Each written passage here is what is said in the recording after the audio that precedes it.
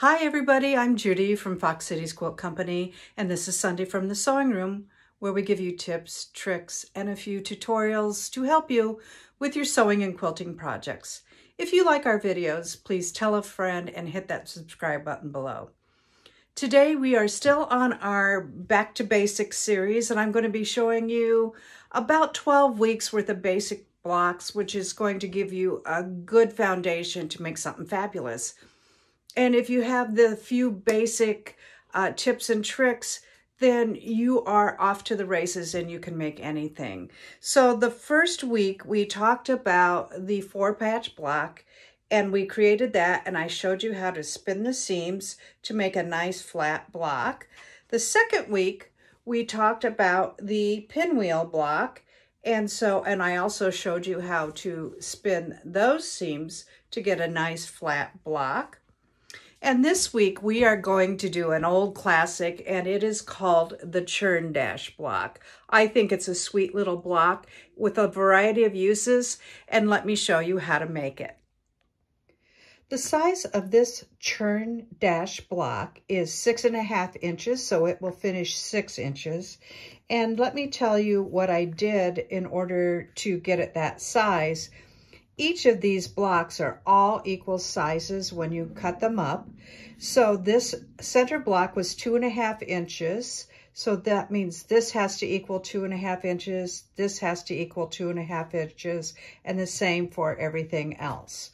So what I did was I started with half square triangles, and I need 4 half square triangles.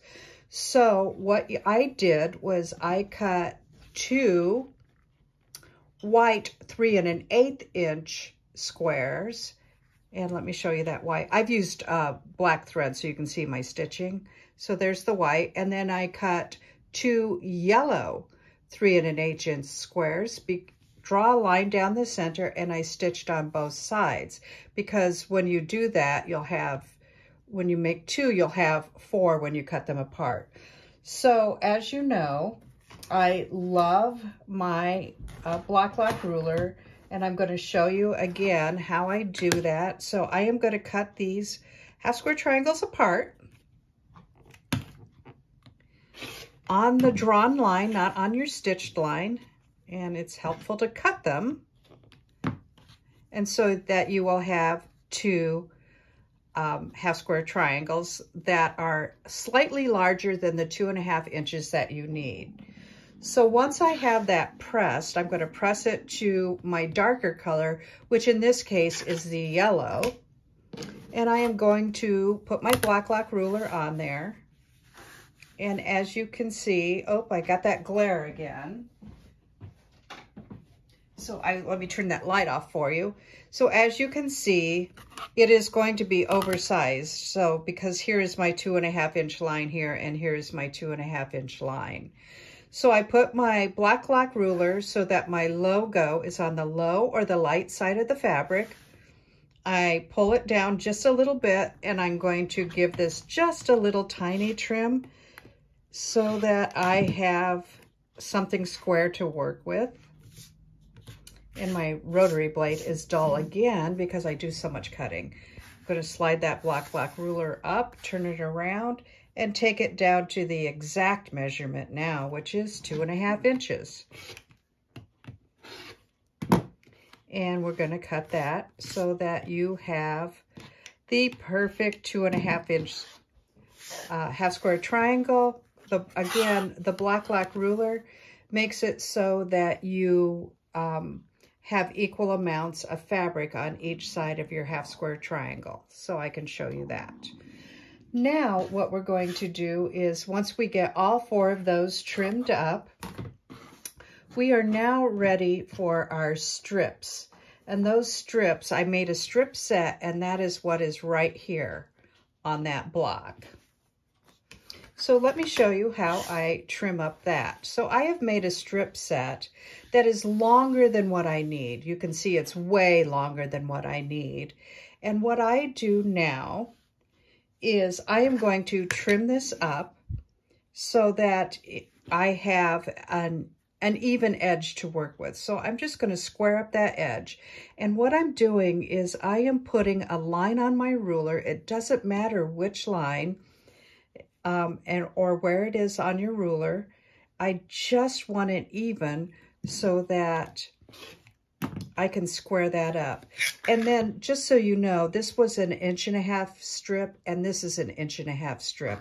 And as you can see when I lay my ruler on there, this is a 2.5 inch wide ruler. It is 2.5 inches.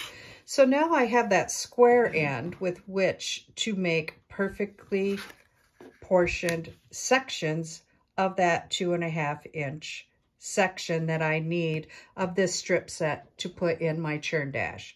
So again, this ruler is 2.5 inches wide. So I am going to go ahead and I am going to cut 2.5 inch segments, and I will get 4 of them for my Churndash block. And that's number 3. And then here is number 4.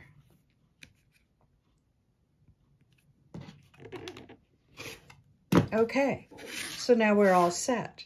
And then for my center, I need, which is this block right here, I need 2.5 inches. So I have got that 2.5 inch square right here. And what we're going to do is we are now going to kind of place out our block the way we want it. So here is my 2.5 inch center square, and I just usually build from there. And then I usually want my contrast fabric to go on each side of that square. I got some threads there that don't look pretty on the camera, so let me get those off. And then we fill in the corners with our Churndash. So, or with our half square triangles, excuse me. So that goes, I always have to think about that. So white points in, and then your yellow is on the outside. And so that all of your whites are meeting on those intersections. So this is the layout. So now what I'm going to do is I'm basically going to sew this in rows. So I'm going to sew this row together, and then I am going to press this in. I have going to sew this row together, and I will press these out, and I will sew these rows together and press these in. So this is one version of how this is going to go. But let me show you, if you can mix this around and make it look completely different just by using the very same fabrics. So what if we went like this, and we're going to get a completely different look, but it is still a Churndash block.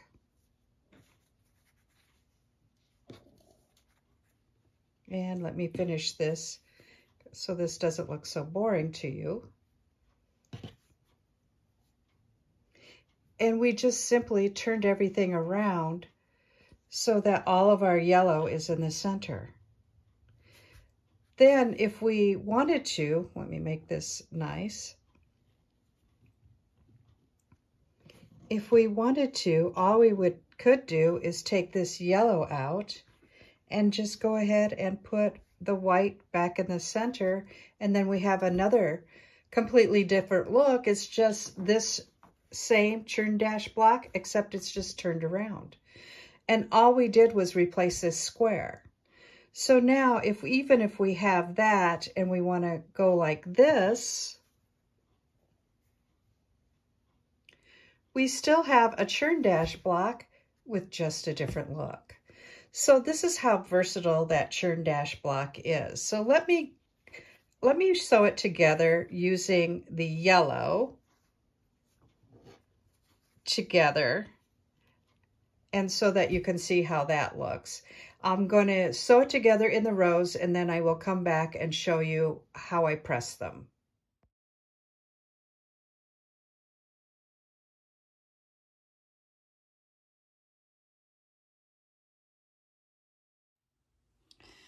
So I have those all sewn together, and now I'm over at my ironing board, and I want to show you, I want to make sure my iron is on. I want to show you how I'm going to press these. So I usually start with how I'm going to decide to press this center one. Because my square in the center is white, I think I'd like to press this out, because as you know, with white fabric, sometimes you get that little shadow of white underneath your white's block, and I don't like that. So I'm going to press out, and then that tells me I will press these into the center, away from the center, and into the center. And I usually press from the top because I don't like those little pleats you get when you sometimes press from the back. And I'm just going to press that down really nicely. And then I am going to press out from the white. And I'll press this one. Got a black thread on there. And I'm going to press inwards.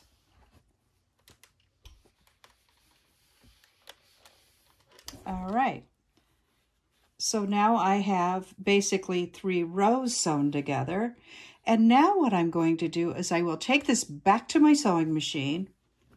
And what I want to do is I want to show you, oops, that's a bad press. Let's get that fixed. Now what I want to show you is I am going to make sure that I nest those seams. So you can see, and I've sewn with black thread so you can see what I'm doing here. So as you can see, if you move these seams will just literally slide right together, just like that. And this one as well, so that you don't lose any points or have any gapping. So now I'm going to make sure these are together. Nest those seams, and I will sew each of these rows together using the same method. So I will sew, let me make sure you can see that this one to this, and then this to this, nesting those seams. And when I come back, I will show you how I have pressed the completed block. All right, so here is my completed block. You can see because I nested those seams, I have nice corners on both sides. And what I did do is, I don't do this a lot, but certain circumstances call for it. I pressed these seams open so that it will be nice and flat on each side because there's a lot of seams that come together. Also, you can see, because I took a good 1/4 inch seam allowance, I now have a nice 1/4 inch seam right in there so that you will be able to, let me use this ruler so it doesn't glare on you, so that you can see that's a good 1/4 inch, so that you can sew this into another block and not lose your points. But your roadmap is right here on the back. So here is the one I just did, and here was the one that I showed you at the beginning of the video. It is the same strip sets. It is the same half square triangles. I only changed the center square. This is Judy from Fox Cities Quilt Company, getting back to basics with the Churndash. Thank you so much for watching our videos. Bye-bye now.